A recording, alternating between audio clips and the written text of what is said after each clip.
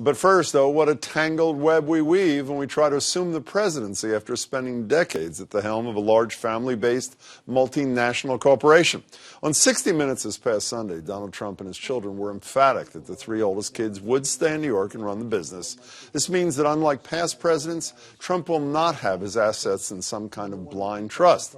But here's where things could get even more complicated. There's conflicting information about whether Trump's son-in-law, Jared Kushner, a trusted advisor during the campaign, will play some kind of formal high-level role at the White House. It's also unclear whether or not Kushner will seek a security clearance. They have to be careful that he doesn't become a conduit of information, because he's going to have information about what the administration is doing. And if he talks to his wife about what the business is doing, there is a conflating of the business and official interest. And that's something I think they're trying to keep separate.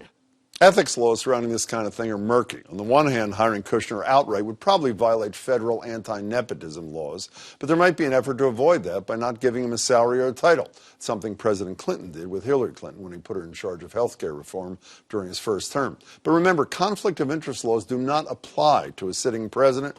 Joining me for their take on the ethical concerns at play when you try to keep things all in the family are Lila Alphonse. She's the managing editor at U.S. News and World Report. Good to see you, Lila, again. Tom Whalen specializes in American politics and presidential leadership at BU. Tom, it's good to see you, too.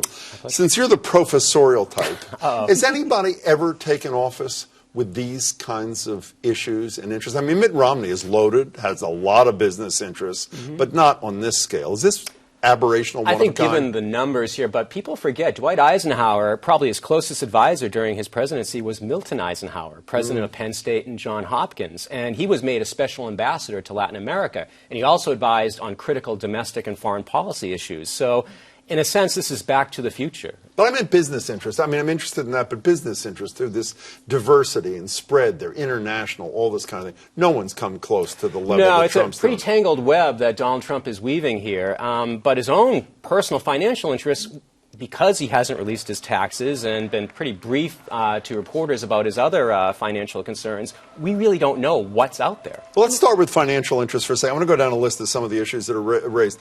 He has investments, for example, in the Middle East. When he makes a foreign policy decision, it could affect that.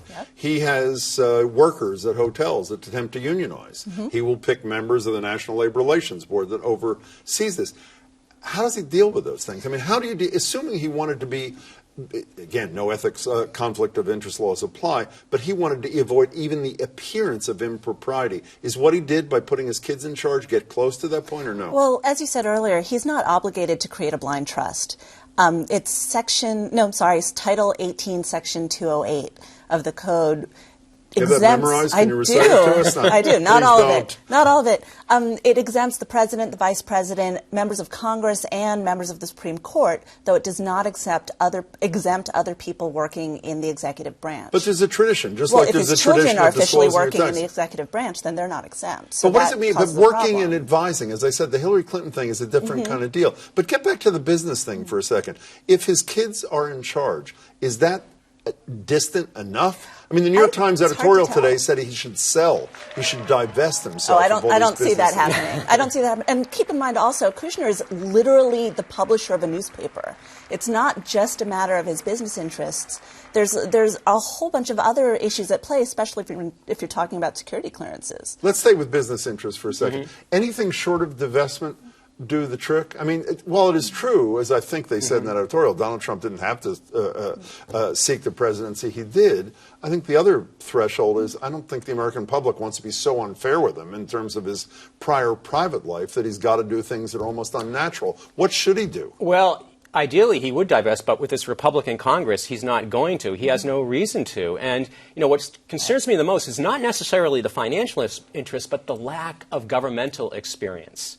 I mean, his son-in-law is going to be advising him on all the key issues of the day, and he has no experience. Robert Kennedy was probably John Kennedy's closest advisor, but he had extensive governmental experience, particularly in the Senate, on investigating committees. You're talking about Jared Kushner, no experience? You're talking about, but he had pretty good experience at counseling a guy with no government experience on how to win a nomination and win the White House. Well, yes? there's a That's big difference between public governing relations. and actually, but the running for public, president. but the public, you would argue, knows that too, or at least even if they don't break it down that way, said this guy with no government experience is the guy we want to lead us for the next 4 years. Well, so isn't that some sort of imprimatur? Oh, go ahead. No, go ahead. I mean, I think you're giving the public too much credit here.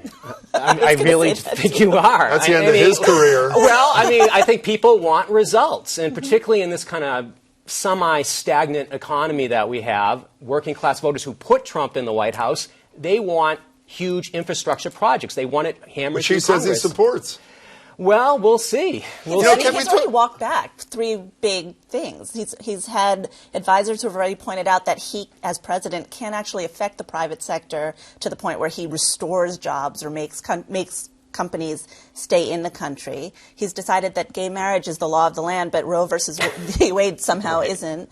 He's walked back the whole locker up with appointing a special prosecutor for Hillary Clinton. He's also walked back his position on repeal the whole thing Right. and replace. So what a lot of the voters voted for, it's becoming clear were campaign promises that were pretty empty. We don't know what's going to happen See, now. can we get back to Kushner just for one more second? If he doesn't take a salary and is just an informal advisor, and that's who Donald Trump wants and trusts, is there any problem with that? This is the guy he apparently trusts Is there the a most. problem with it, or is there anything anyone can do about No, it? what's the problem with it? If he is the person who the president-elect says, I trust most, whether you do or you do, there's nothing unethical about it. There's no conflict Nope. of interest. Nothing, That's the guy. not according to present statute of law. Right. I mean, Can we I get guess back- in political optics, though, it makes this look like a banana republic. This is like Perón in Argentina. But was and it his banana family running republic when things. Bill Clinton put his own wife in charge of health care reform? She also all had the- extensive government experience. But yes, Tom Whalen, it seems the to me Clinton that- Foundation hadn't been created yet. But one of the things it seems to me that the public wanted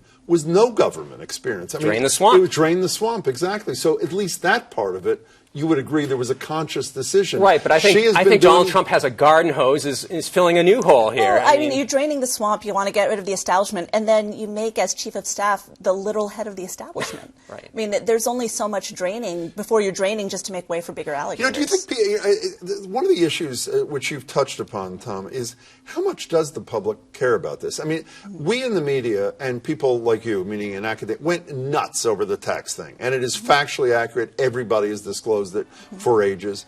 But if it was such a big issue, the public seems to me, well, polls showed, of course, who knows about polls anymore, that they did want him to disclose. They did want him to disclose his taxes. They decided it's okay. We have no idea, other than that financial disclosure form, about a lot of his financial interests, but we're okay with it, didn't And they? we have to be okay going forward because as president, he's not required to release those. He said he was going to release it after the audit was over. He also said he was President going to or lock not. up Hillary Clinton. There's a lot that was said that might not happen. He's not required by law as president to release them. If I'm Financial right- disclosures reveal a lot less. If I'm right, Tom, about this whole the tax thing, they decided they either didn't care about it or didn't care about it enough to vote against him. Is it not fair to say that they're willing to tolerate some of these conflicts and some of these ethical compromises if this guy does what he said? Absolutely, because I think the general public in general is cynical about politicians. They know he's not telling the truth, and they've said it to pollsters, various pollsters, but what they want is results. And the fact that he recognized a swath of the American electorate that hadn't been getting a lot of attention, namely working class voters, that's what they care about, the fact that he even mentioned them. You know the great Lily Tomlin line, no matter how cynical I get, I just can't keep up. Lila, it's great to see Nice you. to see you, Tom, too. thanks so much for your time. Thanks, I Jim. really appreciate it, both of you.